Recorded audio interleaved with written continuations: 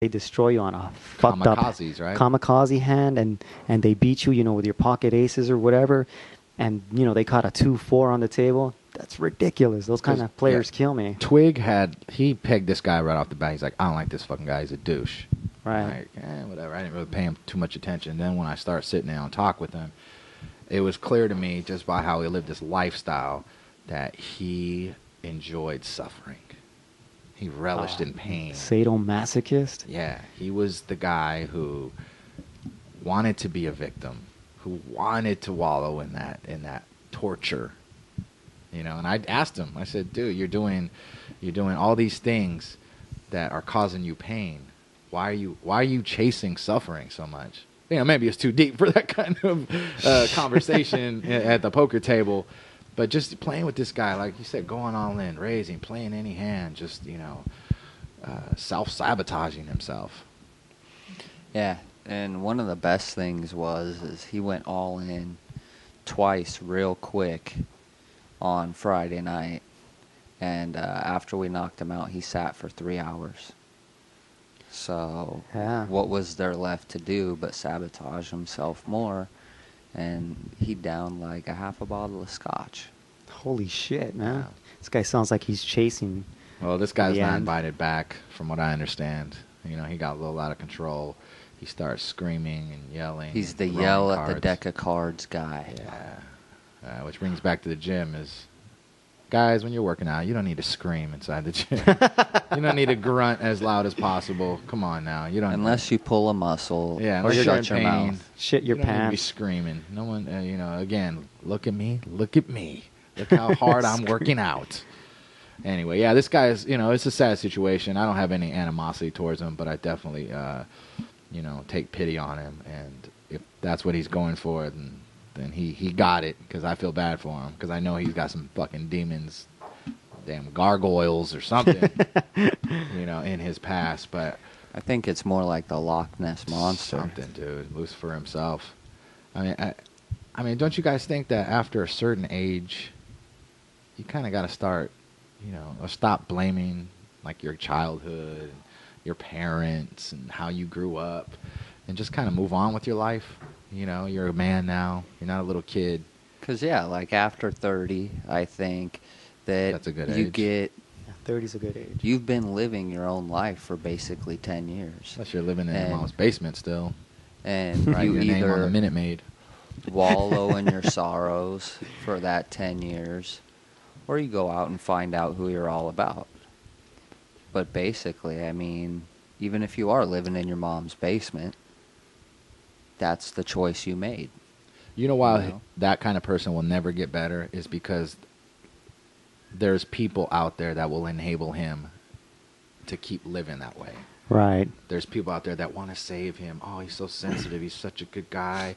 He just, he has moments of weakness, which is great. These people are great people, but they don't help the situation. They get They just suckered perpetuate in. it. Yeah, they get Exactly. suckered in. That's how it is in nature. The mother bird throws her birdies out, and if they don't fly after a given time, they fall and they die. And that's it.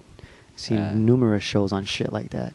That's a perfect example. You got like I said, the 30, 40-year-old guy still living at home with his mom, and his mom thinks she's helping him out, but really she's just making it worse. I have a family member like that, my aunt, who was helping my cousins up until their late 20s with money, buying them cars, doing this. It's like they never had to fend for themselves. They never got that hunger, that killer instinct to go out there and get your own shit, and so they never like built their self-esteem up to where they felt like, well, shit, I feel good about myself. They never felt good about themselves. Yeah. They never felt good. They always had things handed to them, and it was easy. But life ain't easy. Death is easy. Death is simple. Kill me now. Yeah, but life is hard, man. You got to live it. You got to put effort into it. Yeah, but human instinct, I don't know how people commit suicide, because human instinct is the opposite. You do anything to avoid getting killed. If a car was racing towards you, you'd get the fuck out of the way. You wouldn't wait until it comes and just, run smack over it's you. a whole different mindset. Right. Because I've been there.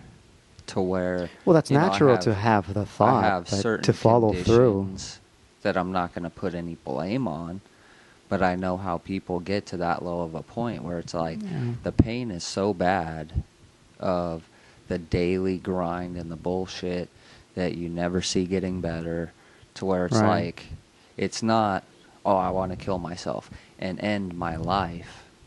It's, I want to kill myself and end all the pain I'm going through.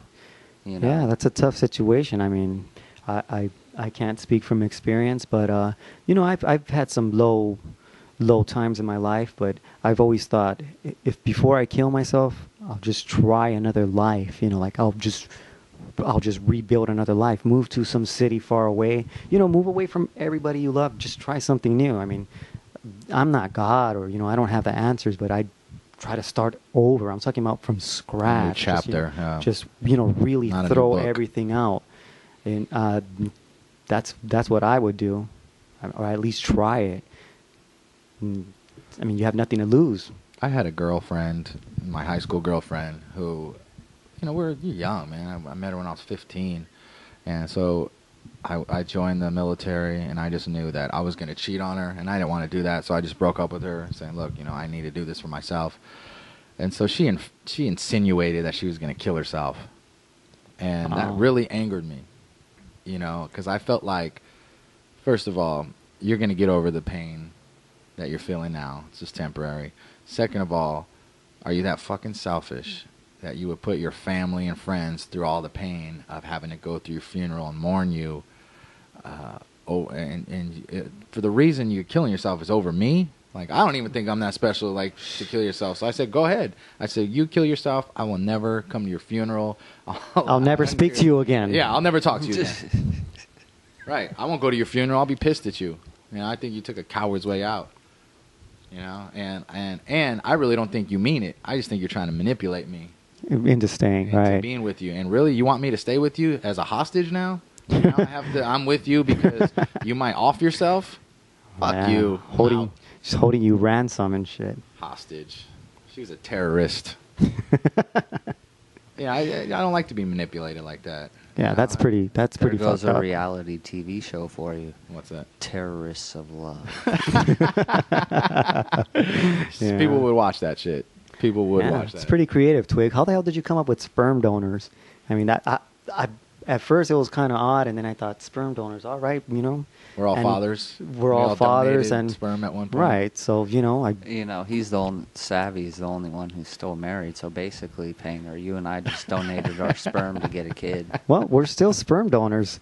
Speaking of which, I saw on the internet how these guys get paid $7,000 to $14,000, you know, to donate sperm. So I'm thinking, I'm gonna start a delivery service, fresh to your door, ladies. Straight, you know, delivered fresh, daily.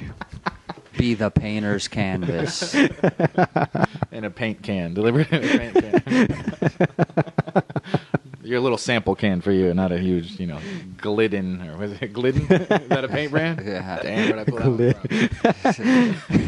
from? But, Shit, you see advertising. don't donate sperm. It's a bad idea. Why? Because you never know if you're going to have sex with your kid later on down the line. You don't know if that's your kid. They keep all those records confidential. Oh, you could man. meet some hot chick at the bar who's like 21 years old. You're a 45-year-old, distinguished, most interesting man in Right. the world. You bang some chick. That could be your daughter, man. No, with our age right now, dude, I'm 34. My offspring wouldn't 55. be. Hey, I've already been young, and I ain't going back to young. I'm still young. I'm still a 12-year-old kid. Yeah, I'm a 16-year-old kid because I have Now, you can raging have sex hormones. with your daughter, because you'd only be 33 when she's 21. Oh man, which brings Nah, about. I'm just saying, you don't know. It could be you can meet that girl, and you just never know if you're related to that person. I know that it's an outside chance, Right. And I'm thinking of like a small percentage, but it's a possibility. You have a better chance of probably winning the lottery, but I see what you're saying. Yeah, donate blood. Sperm's the way to go. $7,000 to $14,000. I'll donate 3 times a year and be out. All right. On that note, I'm savvyjinx alongside the Twig and the Painter. All right. This has been the Sperm Donor Show. Peace.